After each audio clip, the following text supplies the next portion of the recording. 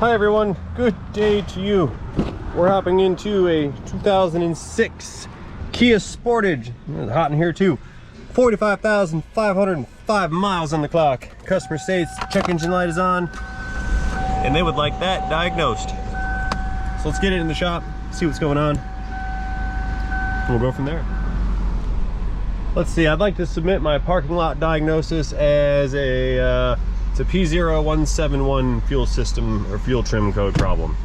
I have no idea what inspired me to say that, but that's my guess. So let's see if I was right. Let's see what we got. Hello, scan tool.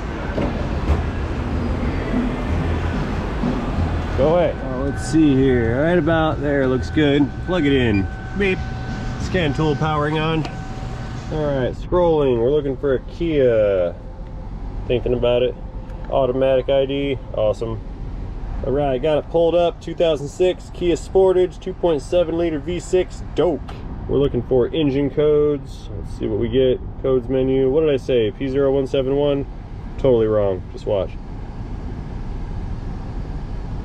Come on, wake up. Oh, look at that. I swear I didn't go in there and look before I came over here, and it's not in my notes. I was right. That's awesome. Now, what can it be? Yeah, we got a 171 fuel system lean bank 1, a 173 fuel system lean bank 2, or fuel trim problem bank 2. I don't know why they defined those differently. And a P0170 fuel trim problem bank 1. So it's leaning towards the bank 1 is the issue, but it's got a code for both.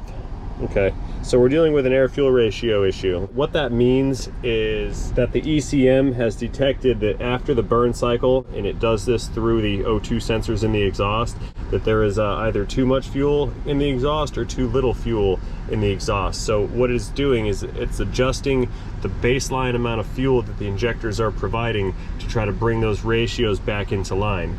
The issue is they've gone so far out of specified range that it's now setting the trouble code because the ECM can no longer compensate for the extra air or extra fuel that's entering into the engine.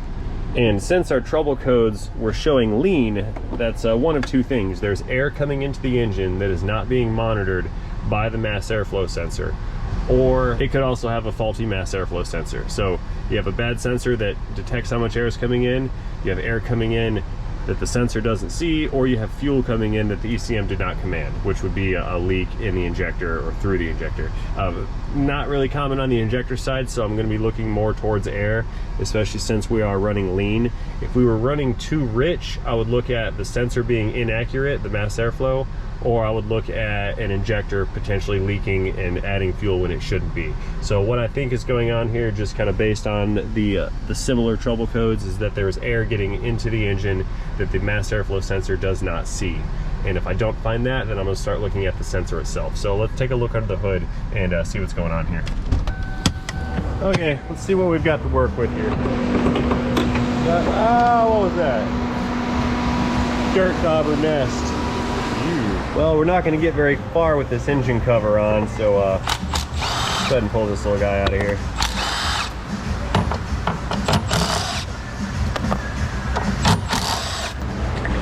Come out, hot. Okay, so I've been looking around under here for some kind of visual indicator of a leak. It appears that this intake boot has already been replaced. I speculate that that had a leak at one point, but I saw a new sticker on the bottom of it, so that's not it. I'm looking for the purge valve, but I think that thing's buried down there somewhere. I wanted to check that for a leak, but since I can't really get to it right now, I think the best thing I should do is maybe plumb this intake full of smoke with the smoke machine and see if I can't visually identify a leak. So let's go fetch the smoke machine and try that first. All right, here's our handy dandy leak test smoke machine. It's got a solution inside, kind of like a very big vaporizer. And when it's turned on, it'll heat up and it'll take that solution, vaporize it into a nice thick white smoke, and then pump that into the orifice of my choice. And then we will use that smoke to detect any leaks that may be in the intake system. Okay, so this hose right here appears to plug in, not the big one, the little one. Well, it's hot. That plugs in to a little port on the intake manifold itself. So I'm going to plug into this system right here off of that line. Except I can't get that line to come off. What is this? It's super stuck. I'll just wiggle it. So what I'm gonna do is plug the business end of my smoke machine into that hose. All right, now I can connect this to the manifold down here, and then I can connect my machine to the hose. There.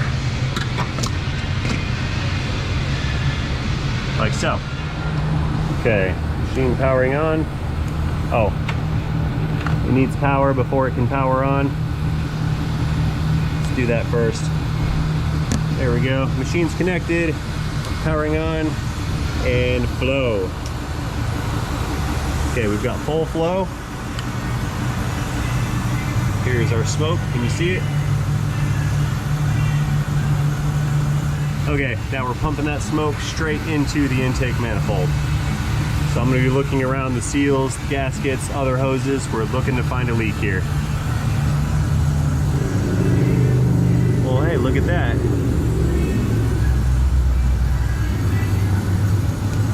There's a crack right there. Doo-doo-doo. Smoke machines don't lie. Whatever this device is on the throttle body is that's our affected component, and it is leaking. It's downstream of the mass airflow. Get the phone! It's downstream of the mass airflow, so any air that comes in through there cannot be monitored by the mass airflow sensor, thus giving me a lean code on 2 banks. I don't think this thing's related. That's just a looks like some kind of sensor. Throttle position maybe. Yeah, it's got a big crack in it right here. Okay, so it took me a little bit of digging, but I have identified that component. It's called the ISCA, Idle Speed Control Actuator, which I can get that. It's got a solenoid here, that seems to be a solenoid, and it obviously runs into the throttle body, so Idle Speed Control Actuator is what that is. It's not throttle position sensor, because that's right here, and I don't think there's any of those sensors on the other side. So I'm looking for an ISCA. We found the leak, confirmed, so what I want to do next is replace that unit, and then we'll reconduct the test just to make sure there's nothing else leaking, and then if I find nothing else leaking, we can go back to the scan tool, look at the fuel trims, and watch those fuel trims come back towards 0 where they should be. In fact, I don't even think we did that yet. Let's head back into the cabin and let's take a look at the fuel trims as they are now. I was looking at them earlier, but I don't know if I recorded that for you guys, so let's go do that real quick. In fact, I know I didn't show you guys. Let's restart the engine here. Keep in mind, I've got the vacuum hoses reconnected. Let's go into engine data. Calculating, thinking about it. Ding. Yeah, that's gonna get old real fast, isn't it? Okay, so we're scrolling down. I'm looking for short-term fuel trims and long-term fuel trims. Where are they? I know I'm going fast. Here we go. Fuel system status. Nope. Here we go. Yep, that's it. Fuel short-term fuel trim bank 1 and bank 2. We're at 16% and 24%. Now I do believe that maximum is around 30. And let's take a look at our long terms. Do we have a look? Here we go. Long-term fuel trims. Bank 1, bank 2. 14.9, 6.7. So the long terms are mimicking the short terms. So let's go get that sensor ordered. When it arrives, we'll slap that guy in, and then we'll recheck the data on the scan tool to prove it out. Test drive it, clear the codes, and that should complete our repair. Okay, let's power this down one more time. I'm gonna go let everybody know what I found and what we need to do, and we'll go from there. Stay tuned. Pew. Okay, it's the next morning.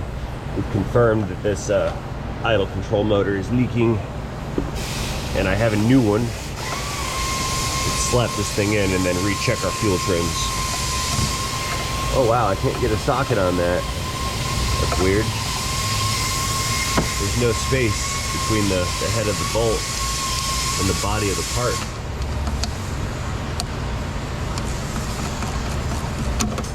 too long. There.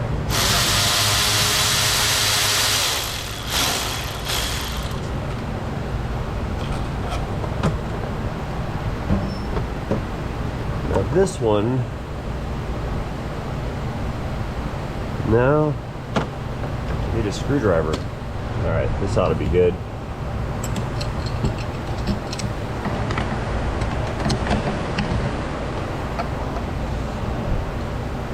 Please don't slip. Aha.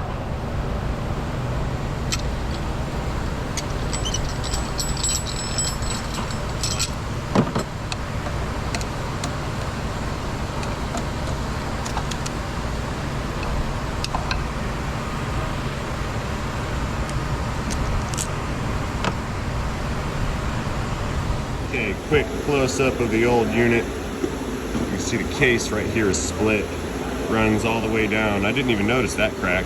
The only one that I noticed was this one right here.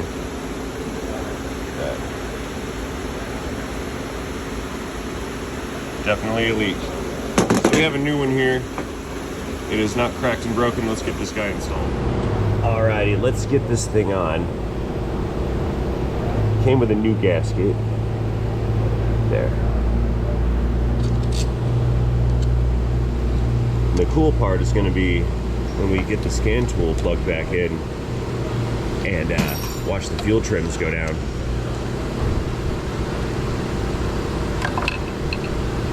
The confirmation, at least for me, is gratifying.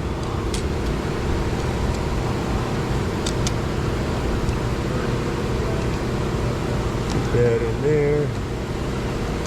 A little bit more right here.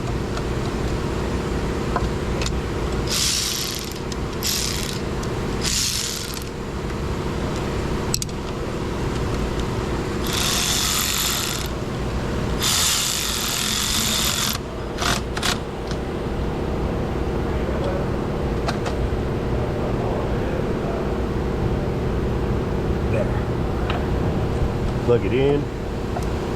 Hyundai click. Okay, let's go fire this thing back up. Okay, let's retrieve the vehicle out of history. 06 Kia Sportage. We're going to go straight into data, and we're going to be looking for short-term and long-term fuel trims, and we're going to watch the ECM start to pull fuel back once it realizes that its air fuel ratio is back into line. Data, that's what I wanted. Cannot talk and read at the same time. I can walk and chew bubble gum. I can pat my head and rub my belly, but I can't walk and read. Wow, that was bad. I can't even think. Need coffee. What? Oh. Key on. Retry. I'm not going to start it yet. I don't want to start trimming back the fuel until we can see it. Scrolling. Where's my short terms? Come on. Short term.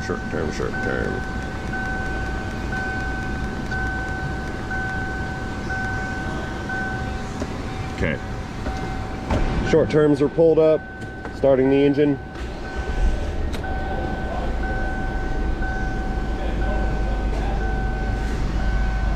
Probably going to have to reach operating temp before it goes into a closed loop. But we'll see. Got short terms and long terms. Yeah, let me check back in when it's ready to go into closed loop. We're going to watch these fuel trims come alive, and then we'll watch these long terms come on back down towards zero. Oh, there we go. Look at that. Closed loop. Didn't even warm up. That was fast.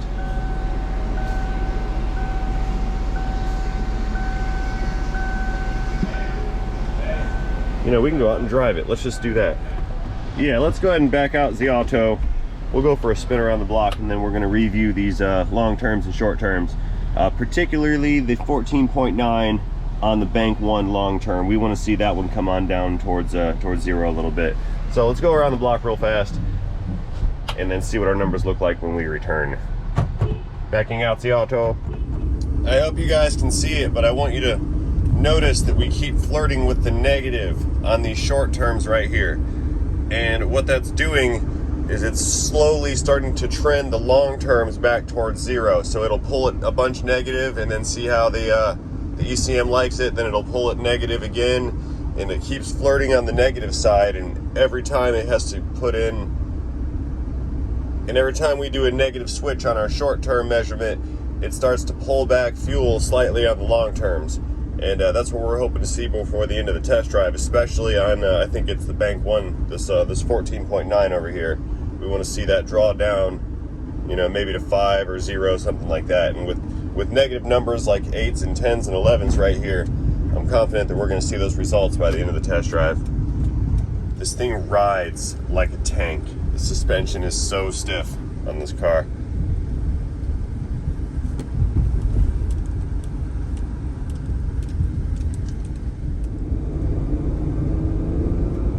Yeah, even wide open throttle, we're still pulling fuel out of it. This is good. That's what I wanted to see. So all that's left for me to do at this point is head back to the shop, toss that engine cover back on, and this thing is good to go. So that being said, I'm gonna go ahead and close this video out right now. As always, I'd like to thank you for watching this video. Hope you enjoyed this video. If you did, you know the drill. Let me know about that by tapping that like button down below. If you did not enjoy this video, just go into my library and watch something else. Maybe you'll enjoy that one. So again, thank you for watching, and most importantly, do not forget to have yourselves a great day. See you guys later. End of Kia. Engine cover clicks. Rapid clicks.